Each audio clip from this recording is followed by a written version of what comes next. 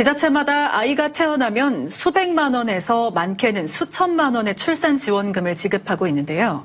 경상북도가 자료를 분석했더니 지난 10년간 지원 액수를 점점 늘려봐도 출생률이 유의미하게 오르지는 않는 것으로 나타났습니다. 현금성 지원보다는 돌봄과 여성 노동 지원책이 저출생의 근본적인 해결책이라는 걸 재확인한 셈입니다. 김서현 기자입니다.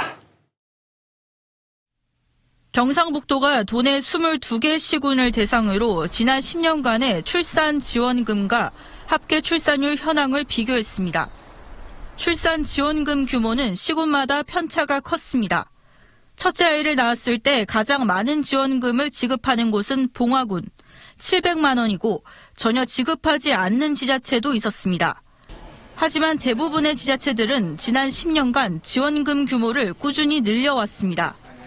과연 출산 지원금이 늘면서 출생률도 올랐을까? 결과적으로는 그렇지 않았습니다. 포항시의 경우 아이를 낳았을 때 지급하는 지원금 총액은 2019년 최대 740만 원이었습니다. 이때 합계 출산율은 1.01명, 2020년에는 2,600만 원으로 지원금을 3배 넘게 늘렸지만 출산율은 0.96명으로 오히려 내려갔고 3천만 원이 넘은 시점에서도 출산율 하락세는 멈추지 않았습니다. 지난해 한 연구기관은 같은 예산을 출산 지원금보다는 지역 돌봄 인프라에 투자할 때 출산 증가 효과가 3배 더 높다고 추정했습니다.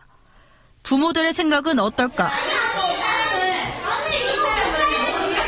학교 수업을 마치고 모인 아이들이 3-3-5 모여 간식을 나눠 먹습니다. 다른 공간에서는 탁구 수업이 진행되고 옥상에서는 소꿉놀이를 하거나 공을 차며 뛰어놉니다. 3년 전 의성 읍내에 문을 연 공동보육시설 의성키움센터입니다. 초등학생을 대상으로 공부와 놀이 프로그램을 지원하고 있어 특히 맞벌이 가정의 만족도가 매우 높습니다. 맞벌이 가정에서는 아이를 어떻게 돌려야 될지 사실은 제일 걱정이 되는 부분인데 픽업 올 때까지 선생님들이 핸드폰 없는 환경에서 보육을 해주시니까 저는 너무너무 만족하고 있고 출생을 하고 난 뒤에 주는 돈은 사실 그거는 일부에 불과하다고 생각을 합니다. 아이들한테 드는 돈이 저는 그거 주는 돈보다 훨씬 많이 든다고 생각을 하거든요. 돈을 주는 것보다는 이런 일은 아이들이 안전하게 지낼 수 있는 곳이 더 많이 늘었으면 하는. 의성구는 이웃사촌 시범마을 같은 청년 정책을 선도적으로 추진해 청년 유출을 막고 마을 단위의 돌봄 시설을 확대해오고 있습니다. 그 결과 의성구는 지방 소멸 위험도가 가장 높은 지역이지만 지난해 합계 출산율은 1.41명, 경북 시군 가운데 가장 높았습니다. 경상북도는 이 같은 성공 사례를 기반으로 청년 여성 친화적인 환경과 지역 돌봄 인프라를 구축하는 데 정책의 초점을 맞추겠다는 계획입니다.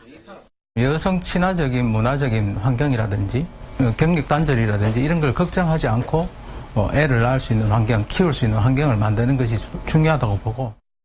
또 현금성 출생 지원책에 대한 지자체 간 출혈 경쟁을 막기 위해 정부가 적정 금액과 지원 대상을 통일해달라고 건의했습니다. MBC 뉴스 김서연입니다.